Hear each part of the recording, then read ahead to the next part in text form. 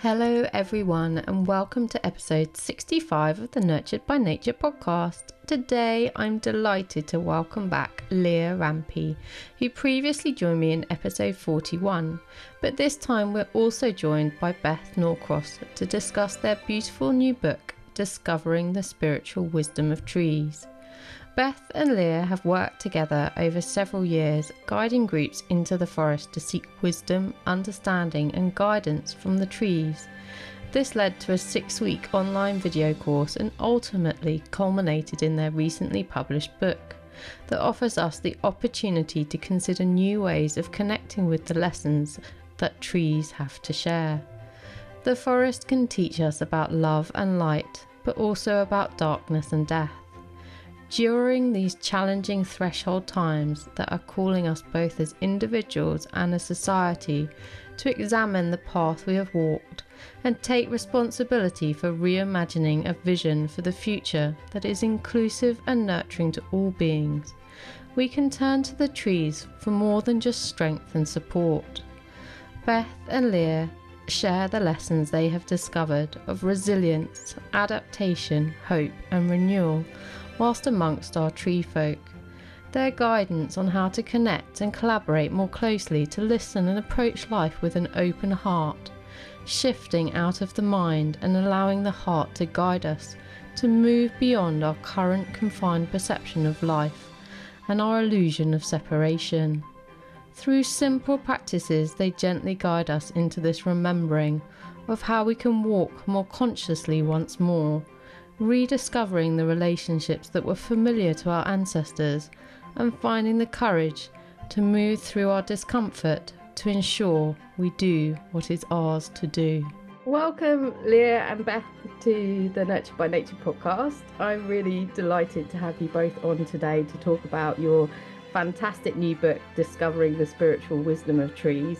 It's no secret that I have a huge fondness for trees, and I'm delighted to have Leah back. We had an amazing conversation last year. I think it was episode 41 when we talked about your previous book, Earth and Soul, Reconnecting Amid Climate Chaos. But we're joined by your co-author today, Beth, and I'm going to start with Beth and ask you to share a little bit about your nature story. Just anything you'd like to share about how nature's been a part of your life, a fond memory, something just to get us started, and then we'll go on and share some of the lovely wisdom from your book. Well, I have so many nature stories. When you ask that question, I start, reeling through them. But the one that just comes to mind in terms of how nature, it's a tree story, of course, but how nature has really been with me and I with it over the last many, many years. I don't think we included this in the book. I think it was on the cutting room floor, but I was in college. I'm just a new freshman and was a little bit overwhelmed by the academic requirements and the new social situation and so forth. And it was a Southern college in North Carolina. And there was a big, beautiful magnolia behind our dorm, our crumbling dorm.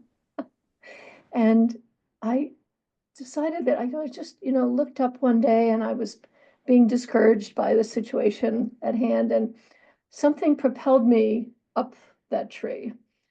There was some, magnolias are very climbable. Yeah. And so I scurried up that tree and got pretty high up there and just sat. And I remember so vividly, as if it were yesterday, just that perspective that being in the tree allowed me, that whatever was going on below just didn't seem quite so oppressive, didn't seem quite so significant. And I really felt held by the branches of this tree. It really felt very maternal. And I found that I spent a lot of time in that tree in the time that I was at college. And as my perspective on life changed as I went through college, my time in the tree changed as well. But just that, and so many other examples throughout my life of trees, and I'll bet you have them too. The trees really being your go-to place when you need to be held and nurtured and supported. Yeah, that's beautiful. I can just my grandma used to have a big magnolia in her garden and like you say, the branches come quite low, don't they? So they're quite good for like scurrying up, like you mentioned, and just there's lovely energy in amongst the trees, isn't it? It's that sort of deep rooting and just being held and yeah, I love it. Nurtured, which is perfectly appropriate for my podcast by these beautiful beings. And I think, I mean, what led you both to combine to write your amazing book about trees? Mm. Well, we've been collaborating for, oh gosh, somewhere between 5 and 10 years, and we don't really know. So we met each other probably 15 years ago or so, but Beth had started the Center for Spirituality and Nature that I thought was really an interesting endeavor. And we had prior to that time already shared our stories of how important the living world was to us in terms of our own spirituality and our growth and how much we cared about it. And um, I was trying to lead a lot of retreats and some pilgrimages around spirituality and the living world.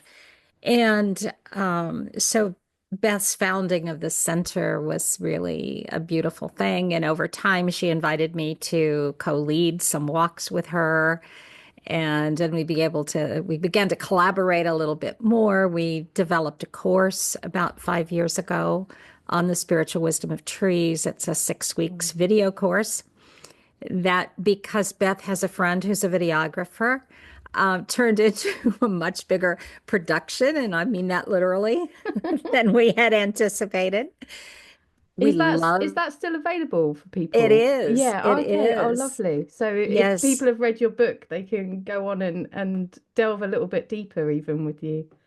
Well, that's right. And because we had this terrific videographer, you would actually see videos of some of the things we're talking about, so you don't have to just imagine what we might mean by a particular oak or a Yeah. Douglas fir or whatever, because she's Oh, giving beautiful. that to you in images as well. So we thought that was pretty terrific. It definitely turned into something more than talking heads on our video. And yes, we started offering that course as a self-paced course, but also we would sometimes invite people in to Zoom with us to be in discussion about it. And we were just really energized by how important that was to people, how they felt like they had come home to find the trees, and also people who appreciated them in the same way that they did. I guess it's something we don't talk about maybe a lot. We don't bring into our daily conversation how much trees are meaning to us and how much Yeah. they guide us. Yeah. And so, so that was really affirming. And maybe Beth, maybe I'll let you pick it up Yeah, I think about broadleaf.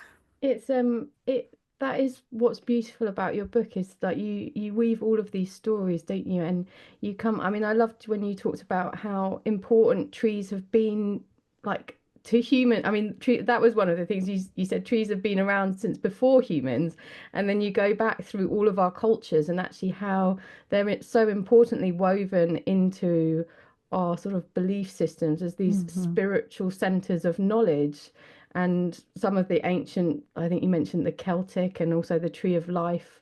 And that's Hmm. really, it's really fascinating because, like you said, Lee, we don't really think about that, do we? We don't think about how we've kind of evolved alongside them, really. Hmm. Yeah. And just to finish that story, at least we both felt that there was more that we wanted to share, and we wanted to share it more broadly. As Leah said, we saw how touched and moved people were by just being together to draw more deeply into these relationships. And Broadleaf Books approached us and said, "We see this class. It looks very interesting. Would you like to write Wow. something more about that? And of course, they didn't have to ask us twice. And Leah and I had worked together enough to know that it would be a really wonderful collaboration, which it was. It was, I think, a better book because we were both in it. And as you know, when there are two or more, right, there was a third entity that came and really just propelled this forward in what we hope is a beautiful way.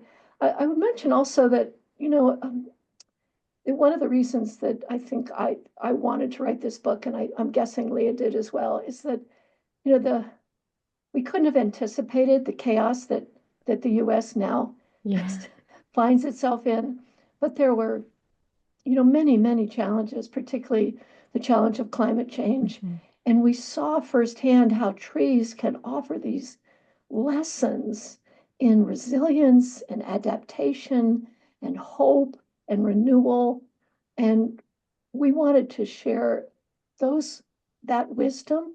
Yeah. And now, of course, we're in a very different situation than we even imagined. So we're Yeah. so hoping this book can be helpful and hopeful to people as they grapple with these, what only can be called existential challenges that we're facing right now. Yeah, I think it's beautiful. I love the fact that you have come together to create this book as well, because that's kind of one of the central themes is how trees collaborate with each other. So it seems like it's sort of perfect that the book itself was a collaboration and sort of that honors the wisdom of the trees just in even that foundation. I love that you say that, Fiona. I don't think anybody else has sort of lifted that up and brought it to the fore. And it was a collaboration in the sense of some of the examples we offer about trees, and not to take it too far, but the idea of sharing with each other and giving feedback and um, learning as we went along Yeah. from what the other person was doing, and in some way, um, holding our own individual styles and perspectives and still melding those in a way that we felt was right. Yeah. And that's a lot of what trees are doing all the Yeah. time. Not writing a book, but they are writing a beautiful story. Yeah. In maintaining their own identities and their own Mm-hmm. purpose and their own value. Yeah, Yeah, bringing that's a each individual strength, isn't it, to the collective. Absolutely. Hmm. Absolutely. Somebody asked me that in a retreat I was leading a week ago. Are trees really more about individuals, or are they more about being in community? And the answer, of course, is yes. They are individuals, and they are deeply rooted, and they are about growing and about feeding their livelihood. And and they are also taking care of the whole forest, because it requires the forest, the woods, for them to thrive. And so it's a reminder. Yeah, I think like Beth touched on, we are struggling with some really tumultuous times at the moment, and I think, and a lot of it stems from this kind of real sense of separation and trying and sort of isolationism, isn't it? It's harking back to some sort of previous history of isolationism and separation from each other. And actually, you share a lot of wisdom in your book about how that's really sort of completely counterintuitive to how trees behave and how they react to sort of everything around them and how they work in community, isn't it? Mhm. Yeah. Trees don't go it alone. And there are stories, as you've pointed out, about individuals speaking about how sad it is to see a lone pine and how lonesome the pines look, and Yeah. stories from indigenous peoples of walking past a lone tree that would whisper to them of their loneliness and ask them to plant Yeah. companions around them. And so I think we kind of intuitively know that trees like to be together, but we've sort of paved that over and forgotten in the same way we've forgotten how much a part of this living world we are, how we are inextricably woven, and how we cannot be separate. Yeah. So when we go to the wisdom of trees, they're reminding us about the importance of connection.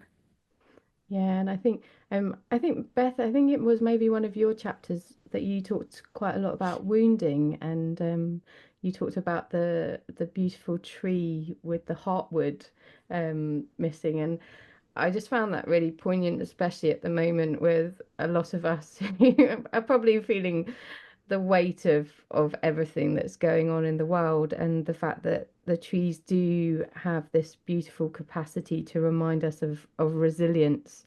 I shared with you both a picture of an amazing tree that is fairly local to me, and she is just incredible in that it's almost just the bark that curves up on one side, and most of the tree has disappeared, and she still stands meters into the air and carries a full canopy Yeah. every summer.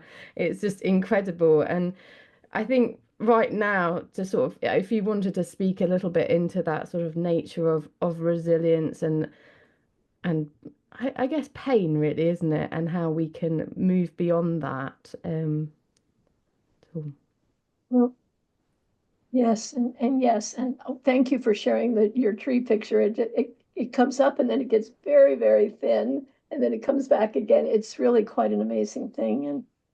And would just encourage all of your listeners and us to go out, even in our local parks or our backyard, and see if a tree attracts you. We've talked in the book about tree teachers and Kara's soul friends, to see what that tree has, what wisdom she has for you in a particular day, because they are so.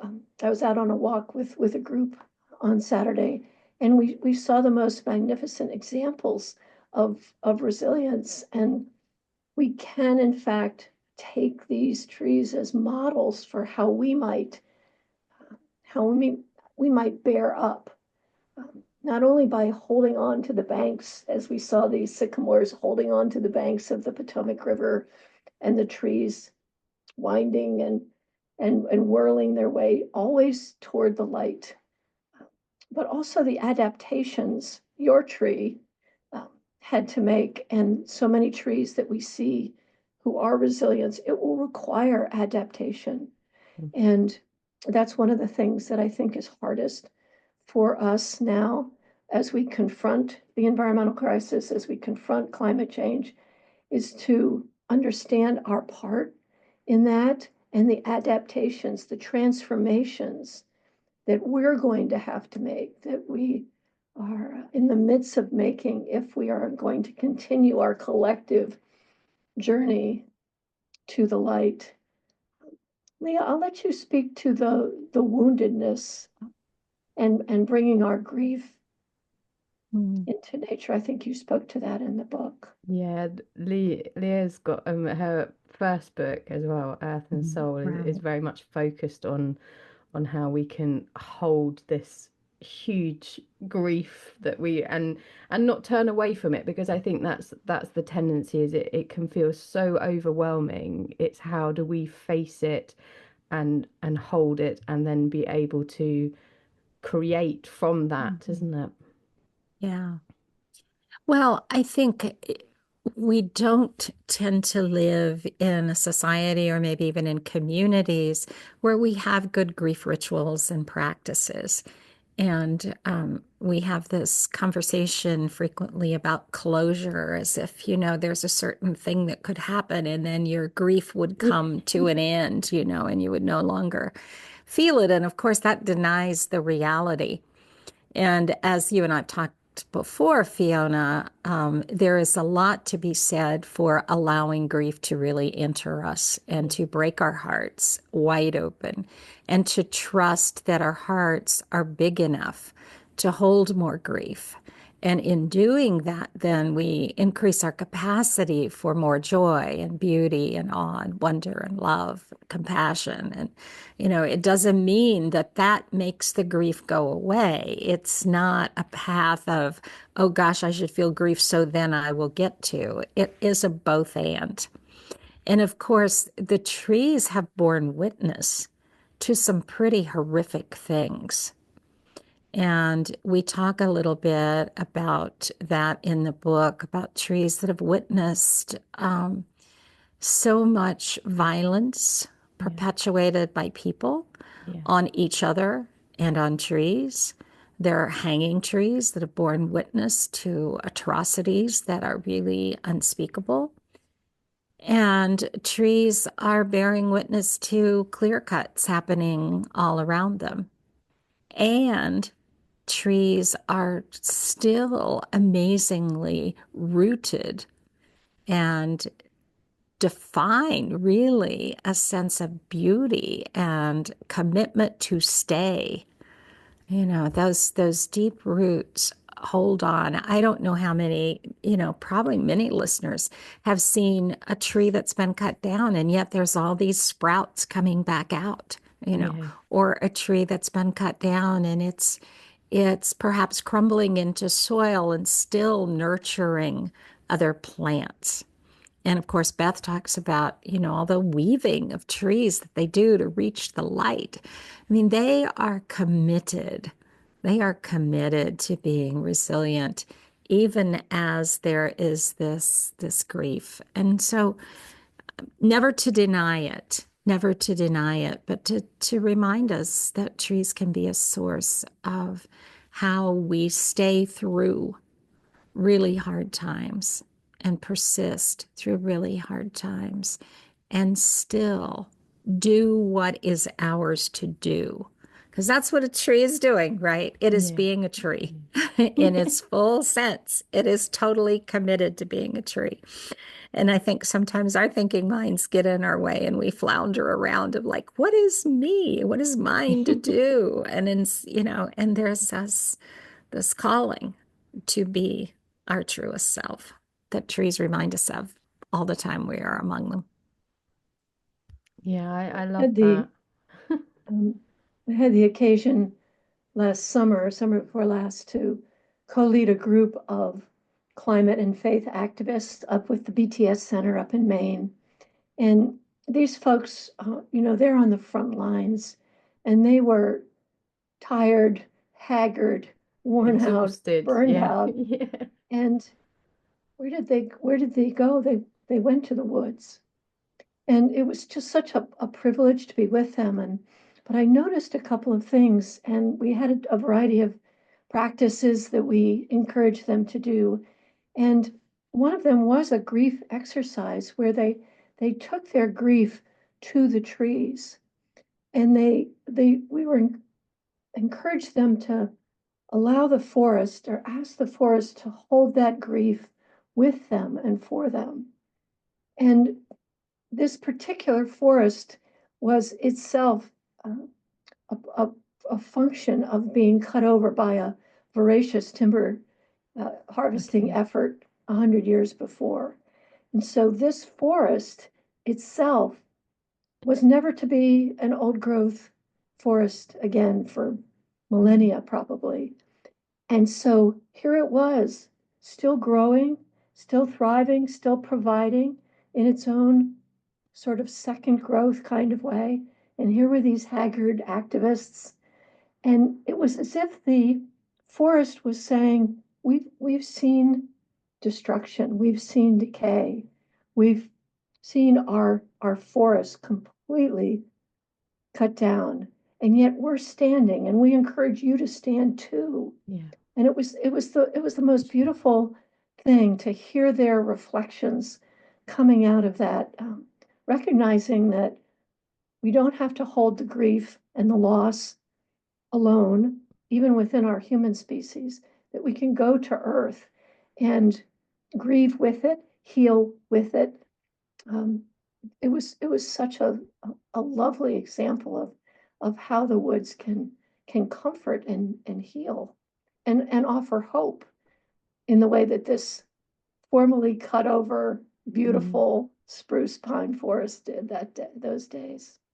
Yeah, I think that's the thing, isn't it? Is a beautiful part of your book is just starting to really recognize that we are beings in this greater web of beingness, and there is so much beyond the human species that has this ability to connect with us, and we can connect with, and it can support us, and we can co-create with it as well. I think that's also another very important thing, is realizing that, that all of the sort of solutions that we want to, or we hope to find, to be able to, continue forward in a less destructive manner as a society, don't necessarily have to come from us, but actually they can be guided by this beautiful web of beingness that we are a part of.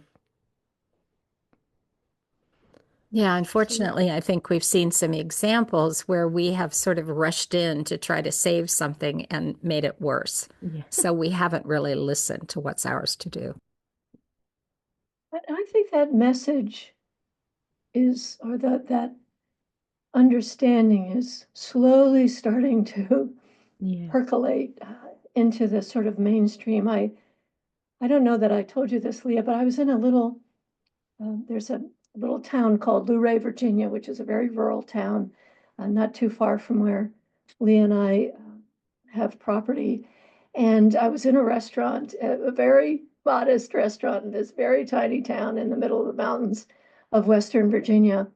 And I was in the middle of writing the book, and I had some book on trees that I was reading at the time. And the young waiter, uh, said to me, she said in her accent, her deep Southern accent, which I will not try to imitate, she said, she said, trees talk to each other. And I was so astounded that this woman who was far away from, liberal Northern Virginia, D.C. area, had she said, "There's a lady who talks about that." I can only imagine it was Suzanne Simard, yeah, and she gave me a pretty good description of her understanding of mycelial networks and so forth. And I yeah, was so overjoyed in this little tiny place that somehow that notion of interconnectivity between the trees, between us and the trees, well, it was such a great example of of hope and how yeah. we are beginning to understand these connections. Yeah, I think there's definitely a growing tide, I think, isn't there, of Mhm. sort of collective awareness of the sort of greater web of life. The research that's been done about what's it, they call it the Wood Wide Web, don't they? Is the lovely term for it, of how all of these species, the mycelium, and like this whole network under the ground, like communicates with each other. And it's yeah, it is just, I mean, I find it like exciting that actually we're just kind of on the cusp of really understanding trees. And you mentioned, I think, several times in the book that there's still so many mysteries about how even trees sort of survive, that we we just still don't even understand, and their incredible capacity to, well, move gallons of water up hundreds of feet against gravity. And just it's just, they are just amazing, incredible beings. And one of the things that I was really touched by your book is that you quite often, in several places, you made reference really to sort of awareness around our language. And in our sort of human Western language, English in particular, we often, we've been taught to refer to what would be seen as non-humans as it. And also, you also brought awareness to the idea of, not using trees for our own, to serve us, but to actually really sort of come into a much greater sense of reciprocity with them, and work much more in partnership with them, rather than being like, oh, they serve us by producing oxygen or reducing flooding, and so therefore we're going to plant them to serve us and our needs. But actually, we need to start, like you were just saying, about coming into this deeper conversation with them, and working with them and understanding what they need to thrive as well, because we've got that wrong quite a few times in the past, haven't we? Well, I think you're pointing to that word kinship. Yeah. And there are a number of Indigenous authors who bring that to the fore and speak about concentric ecology, or the importance of seeing the living world as kin. Robin Wall Kimmerer points out that we're the younger brothers and sisters, because as you've already said, Fiona, the trees have been here much longer than we have. So they have established themselves through a whole variety of changes. I mean, intense changes. And they remain here. Clearly, to be able to do that, you must have gained some wisdom about how to thrive amid really, really challenging times. And of course, it's not just trees, it's so many other beings that have been here before we came to be this last little leaf on the tree of life. And that can be challenging, because even though it's a relatively short period of time, considering, the vast amount of time Earth has been here, this last short period of time, we have been very clearly living into that story of separation, as you've already pointed out, that we are distinct and different, that we are above. It's a very ecocentric and the story of separation. And of course, there is, when we pause and look, there is nothing that shows us that individuals live without water, air, plants, the microbiome that's within and around us. I mean, we cannot live alone, and yet somehow we have maintained this mythology. Yeah. It's not serving us. You spoke about language, and it really is very deeply grained in all of us. And Leah and I have been at this for a long time. And at some point in the book, I did a search of the word it, and found that we had ourselves fallen into that a number of times. And so as much as we're trying to make this turn, and we're asking others to make this turn as well. But I wanted to just recognize that it will be challenging and difficult.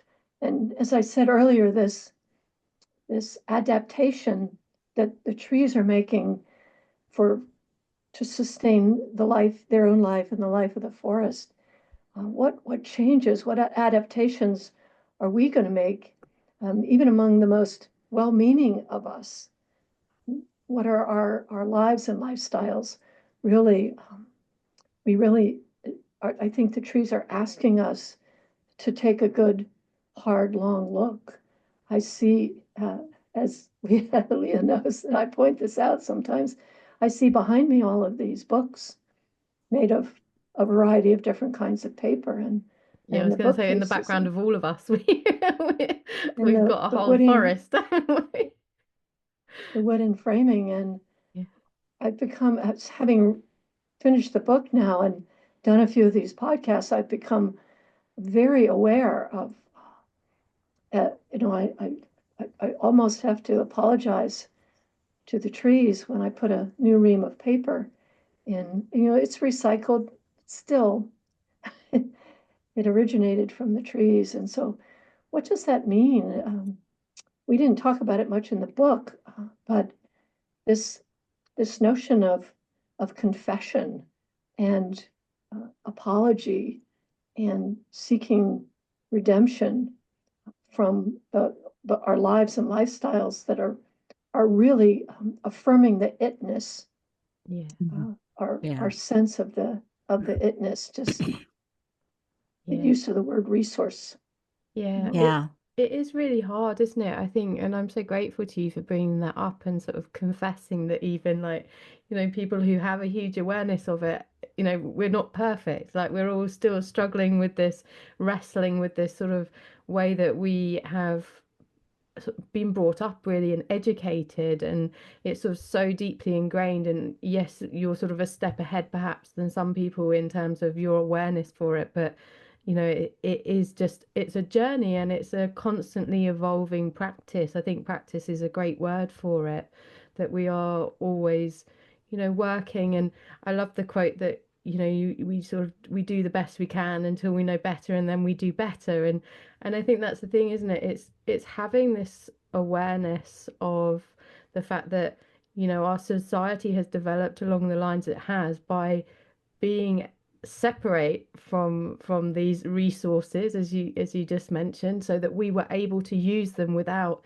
thought or feeling really, or any Mhm. guilt around it. And now, obviously there's been a degree of like, sort of, in vegetarianism, veganism, a degree of awareness around sentience in animals. And now we're having to actually say, well, maybe there's some sentience in plants and trees, and not just maybe, but there there is. And it's, and then that brings other waves of consideration, doesn't it? And how we live. And I think that brings us back to sort of towards the end of your book, and you really dive into reciprocity. And I think that's where we can find some sort of sense of balance in, yes, we will need to continue to use wood in certain aspects of our lives, but how we can do it in a way that is much more in balance and less harmful and destructive than how we have been doing it. Mhm. Yeah. Well, there's a place in the book where I share an audit I did of what it would take for the building of the place that I live, which is Yeah. relatively small compared to a lot of homes. What is it? I went room by room and identified where there was wood. Um, and it was pretty shocking to me how many trees Yeah. it took for me to live the way I'm living right now. What I think we're speaking of is being mindful, being Yeah. attentive, being aware of what we're doing, and making a choice based on an open-hearted sense of that being a living being, you know. So it is much easier for us to maintain that cultural illusion of separation and other, because if we don't, if we start calling trees she and he, and they're not its, if we stop referring to resources and property and ecosystem services, then we have to move into the territory where we really examine what we're doing. Yeah. And that can be really uncomfortable. It was not fun for me No. to do that audit, you know. Um, and we can feel really defensive pretty quickly about it. So the choices that we make over and over again about how we live are really a part of that reciprocity. That's part of that seeing the gifts that we are given moment by moment from the trees of the world and all other beings, by the way, but we're speaking of trees. They are gifting us over and over and over again, moment by moment, cleaning the air, purifying the water, um, giving the gift of wood, nurturing the forests and all other beings. And for us then to feel, to attend to that creates, we hope, a feeling of gratitude. And then out of that gratitude, it's not enough to only say thank you, as important as that is. It's also important to say, then what is my response? Yeah. Yeah. Fiona, if you have given something to me out of your heart and your very being, Yeah. then what is it that I feel called to give back? And, that is a real kind of soul searching practice that can fly in the face of our current paradigm. Yeah, I think that's really, it's so important. And I know that you do talk about as well, like how we can sort of move forward, and I don't want to say repair, because it's not about repairing. You talk about that concept in your book as well, about like restoring is quite uh a big concept in its own right, and we have to be careful in trying to like reverse things, and actually it's about co-creating forward. And an Mhm. old growth forest, once it's gone, is never going to be an old growth forest again. It's going to be a second growth forest. But I know one thing that you did particularly highlight is really, really the importance we need to draw to protecting these old growth ancient forests. And whilst tree planting is fantastic within reason and realms, it can't ever replace Mhm. the depth of everything that is held within an old growth forest that we literally don't even understand, do we? I think that's really what it comes down to. We have not even got a full understanding of what we're losing, and it's highly important that we focus on protecting that, and we don't see tree planting as a way to just sort of salve our conscience, I suppose, of losing those Mhm. forests. Mhm. I mean, I know Mhm. in this country we had a big infrastructure project that was going ahead, and I actually wrote to my government MP and said, "Oh, I'm quite concerned you're going to be cutting down several ancient woodlands." And the standard reply I got in return was, "We're planting lots of, Mhm. saplings." Mhm. And I politely tried to explain that while saplings are lovely, they are, no substitute for an ancient woodland. Yeah. Yeah. Well, the magic of forests, as Beth knows, is a passion of mine because especially old growth forests have just an incredible, incredible offering. It's the ecosystem, and we're missing when we do that, when we think we can go in and take out the largest trees and leave the rest, or when we think we can, clear cut, but only a section and we'll plant back. We're missing the relationships. And trees are, above all, related to each other, to all of that soil and network that we've been talking about below, to the birds and the caterpillars and the insects. I mean, it is an ecosystem, and it is an ecosystem of which we also are a part. Yeah, And as long as we keep uh, narrowing down to only seeing individuals like individual trees and missing the importance of that relationship, we will not get it right. We will not create a world or we will destabilize a world and create chaos. Um, it will not work to eliminate our forests. yeah, Forests are feeding Earth. yeah, It's not simply that the forest is feeding the creatures who are living there. Forest is maintaining Earth's systems. They are inextricably linked to Earth. So, that little it snuck in there. yeah, it did, didn't it? What? Does. Well, it's a I- practice. It's a practice. And Beth and I both took this practice on as a way to help us keep shifting Yeah, our paradigms. And we're still learning. yeah, Well, and the truth of the matter is, each tree is a she or he or they. yeah, They're either feminine or masculine, or in many cases, the trees have both masculine and feminine. Uh, I wanted to come back to something you said about vegetarianism, and both Leah and I are both mostly vegetarian, and but I think it's so much um, easier to see the suffering of sentient beings and say, I don't want to be any part of a chicken being in a little tiny yeah, cage, hardly big enough for her to move around. I don't want to be any part of that. Um, However, to and it's clear to see that those animals are suffering. yeah, So, what does it mean for a forest to suffer? They may not experience sentience the way that we might, or a chicken or a cow might, but that forest that's being dismantled and unraveling is suffering in a very dramatic way. Its health is being undermined. It. I don't know if we came up with a good word for forest, a good pronoun. They. They. Yeah. But the forest is in fact suffering. And one of the practices that we put up in the book has really been very meaningful to a number of people is this: what is it like to be you? Okay, yeah.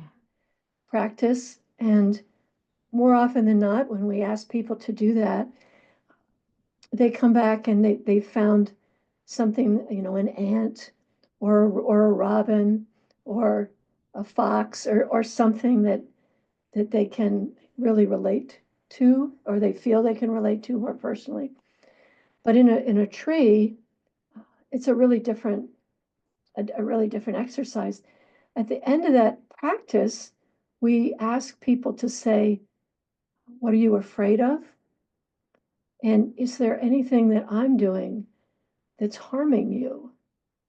And so just to redefine the notion of suffering and what it means for, I was going to say non-sentient, but I'm not sure we understand sentience No, as broadly enough. I think it's But there's trees, there's kinds of critters and creatures that don't experience sentience in the same way that we might. What does it mean to suffer? And what does it mean for us to be a part of that and to be causing suffering? yeah. I think It's an interesting question. It is a really interesting question, and I think it comes back to this like um just we're still just scratching the surface of our understanding of trees. I don't know if you know the actress Dame Judi Dench. She loves Sure. trees, and she did a fantastic program many years ago now. I think it's probably over 5 years ago. And she had someone, and they strapped a sort of listening device to the trunk of a tree in her garden. And I was listening to it, and I was like, oh my goodness, it sounded like a heartbeat. And it was just like, and we were like, it just, I think it was sort of as they were, there was the waters and the thing pumping around but it sounded like listening to a human heartbeat. And I think this is the thing we are learning more. You mentioned Susanna's wonderful book and the mother tree, and the wonderful work that's being done to understand how forests and woodlands connect to each other, and the importance of their community. Like, you can't then, it's not an individual tree in a forest, it's so deeply connected, and the survival of all of them depends on all of them. It's you can't separate them. And it is our lack of understanding, I think, that we have got to the place we are now, and it's developing this sense of curiosity, which I think is a lot of the lovely practices in your book are about, getting people to sort of curious and ask questions. And I wonder if you would speak, you have your book is split into these lovely chapters where you consider different ideas, and at the end of each one you have a lovely exercise for people to engage with. But the first one that you do is you encourage people to find a tree that they can connect with, and it becomes your teacher tree.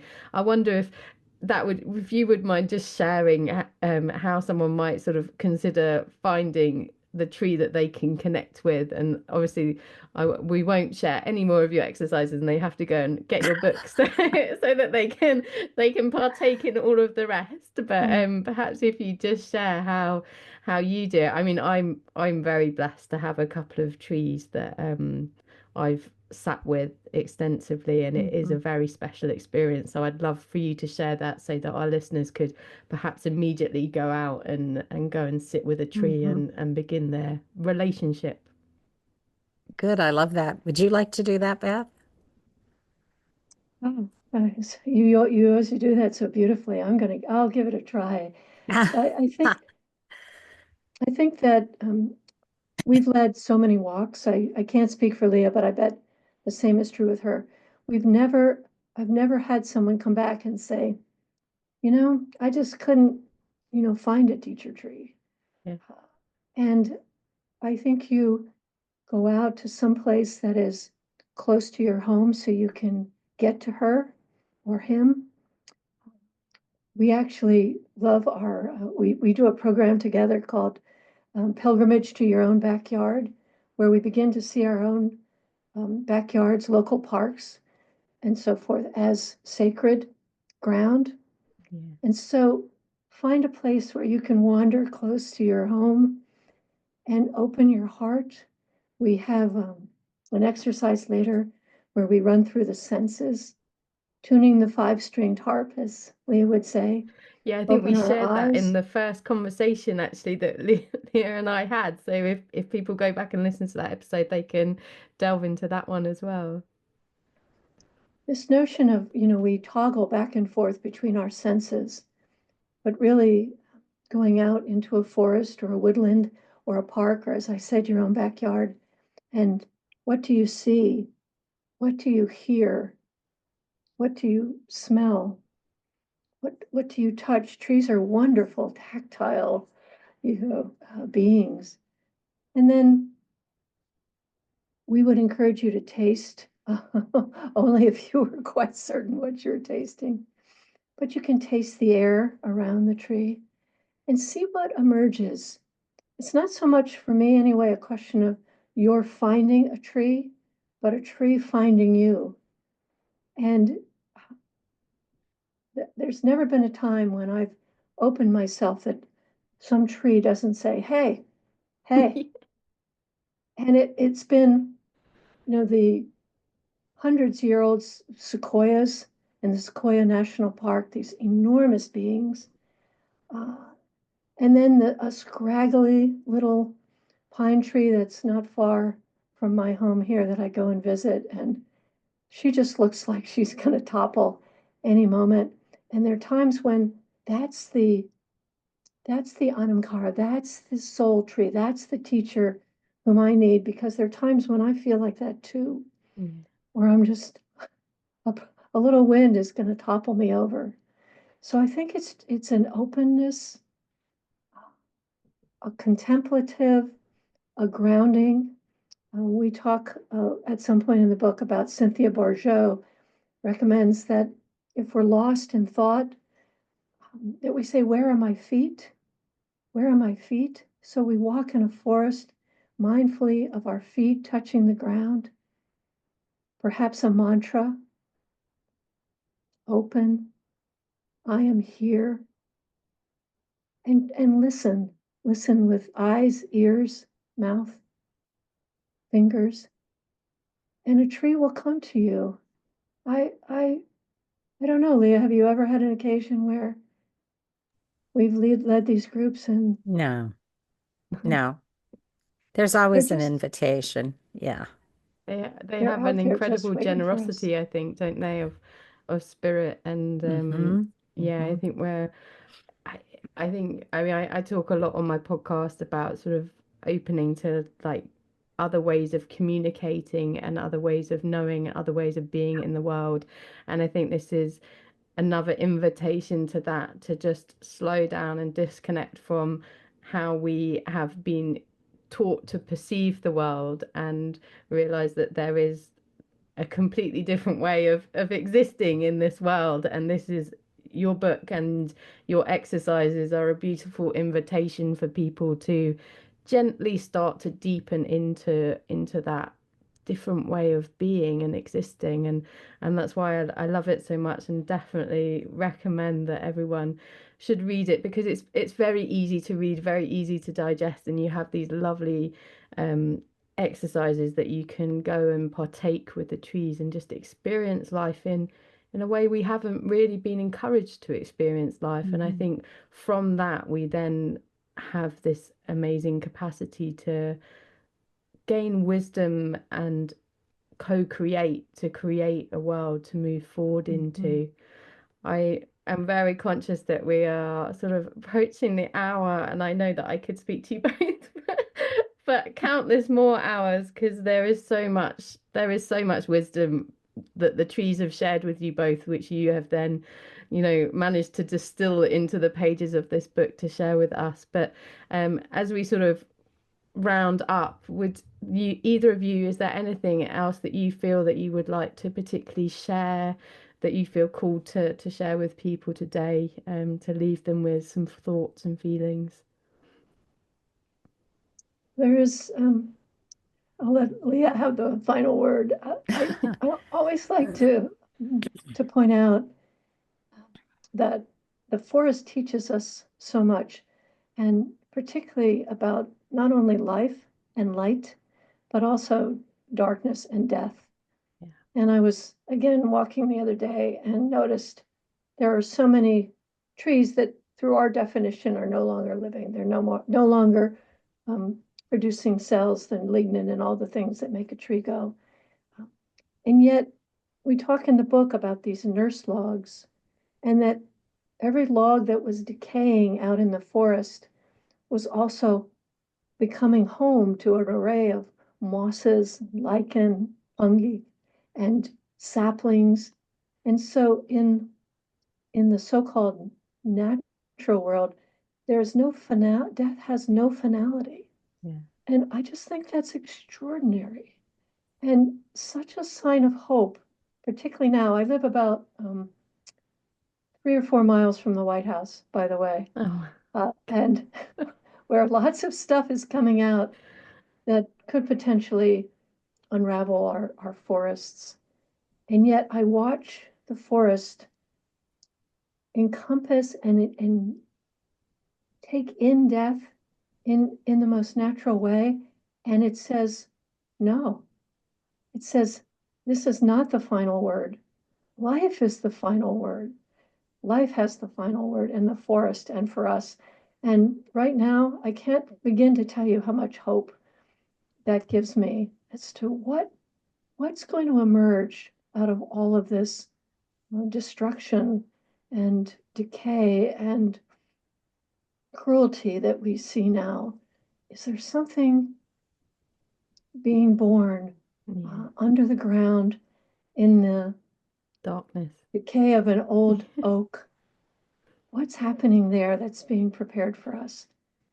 So I would just, that was a very long no, soliloquy it was on death. beautiful. It was absolutely beautiful, Beth. A beautiful remembering of that, even in these times which feel immeasurably dark to many of us, that I think at the start of your book you talk about the acorn, and in the darkness it has to be in the darkness before it can grow and become what it is destined to become. And I think for many of us the darkness is feeling quite oppressive at the moment, and actually there are lessons that the trees can give us as we move through these threshold times, as Leah refers to them, to hold that light, to hold that belief that it isn't the end. Like, it's a beautiful remembering that even with death things do not end.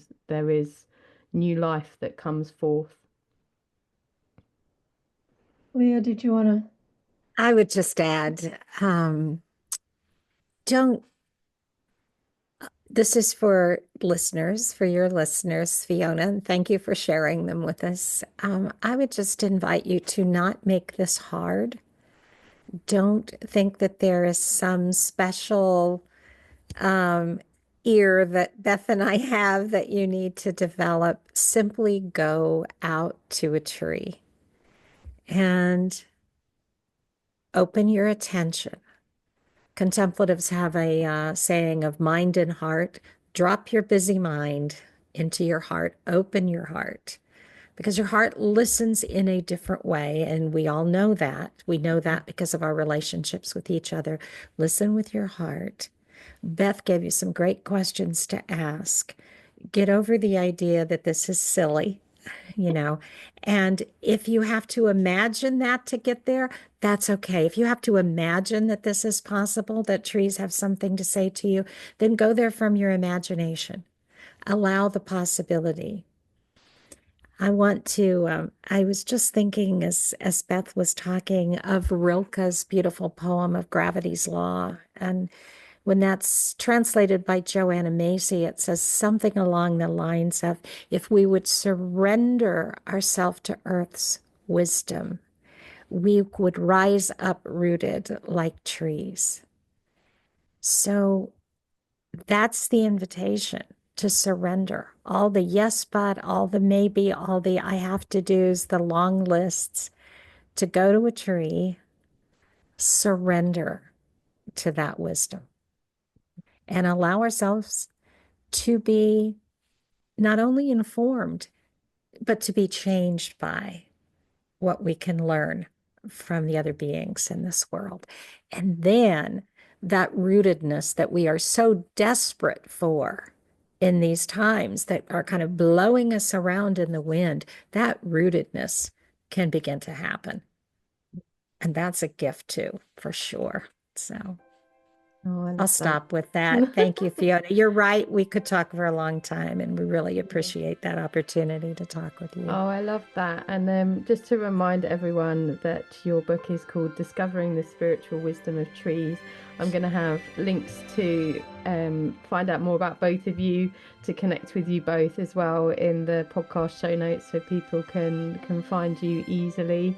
And I just want to thank you both for sharing your beautiful wisdom and the wisdom from the trees with us today as well. It is for some people, I think, something new. For some of us, it's something that is a remembering as well of perhaps what we felt and experienced more naturally in childhood. I think a lot of us have these moments like you started, as we've come full circle, Beth, to your lovely description of your magnolia tree when in your younger days. And we did have this innate, intrinsic sort of being drawn and connection to nature, and it's about just getting curious and opening ourselves back up to this, where we've been told it's, perhaps silly or, in our imagination, but to start listening to the whispers that come into our heart and into our minds when we are in nature,